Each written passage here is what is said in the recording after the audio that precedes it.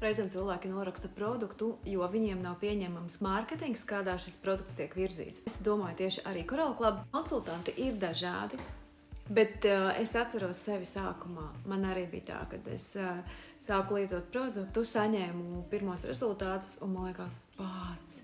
Un jo tu vairāk sāc mācīties par tiem produktiem, jo tu vairāk saproti, ka tu vari palīdzēt visiem. Un tad rodās tā glābēja sajūta, ka tev ir jāizglāb visa pasaule, un tu sāc tā kā reāli. Tas laikam ir tas, ko sauc par bāšanos virsū. Jo tā kā tu redzi, tu zini, ka tu vari palīdzēt, un tas cilvēks tur sūdzās un mokās.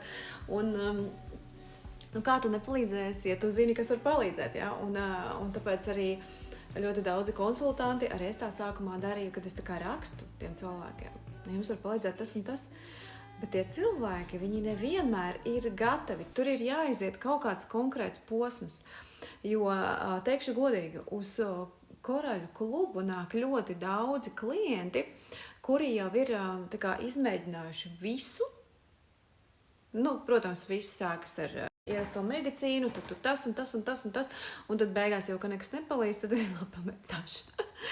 Un šis, ko visi sauc par alternatīvo medicīnu, tā ir dabas medicīna, ja, tā ir bijusi miljoniem gadus atpakaļ, un tas ir reāli pamats visam, ka cilvēks kā bioloģiska būtne, viņam ir viss, kas dabā vajadzīgs. Bet kaut kurā brīdī mēs no tā visi esam aizgājuši, un mēs par klasisko medicīnu saucam to moderno medicīnu, kas ir ienākusi ar tehnoloģijām un ķīmiju. Bet viss ir aizgājis otrādi. Bet jā, tas ir tas, ko es gribēju pateikt, jo nesen arī Facebookā viena mamma publiski dalījās ar savu situāciju par to, ka viņas bērniņam sāk epilepsijas lēkmes kļūt tādas arvien trakākas, un viņi nomocījušies, un skaidrs, ka viņi pagaidām ir tajā posmā, kad viņi meklē šos, medicīnā, klasiskajā, viņi meklē šos ceļus. Un šis nav tas brīdis, kad rakstīt un teikt, pasties, kas man te ir. Viņiem ir jāprot ar situāciju, jāsaprot, kas vispār notiek, bet tā ir.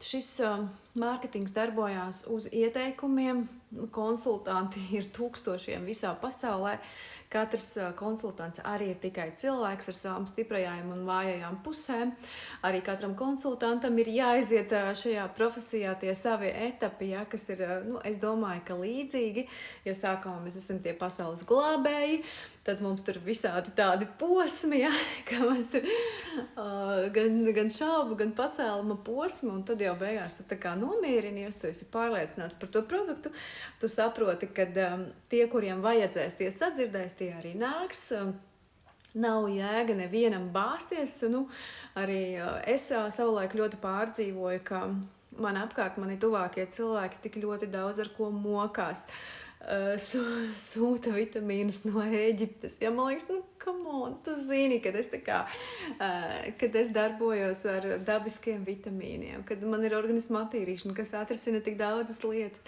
Un es agrāk par to ļoti pārdzīvoju, ka es nevaru saviem tuvākajiem palīdzēt. Ja? Bet tad es sapratu, ka tie, kuriem vajag, tie uzrakstīs, tie ir atnākuši, tie ir atrisinājuši savas problēmas, un visam ir savs laiks.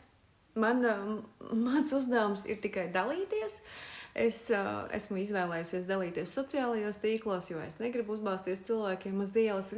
Es praktiski nekad nerunāju par šo tēmu ar saviem draugiem ikdienā, kurus satieku.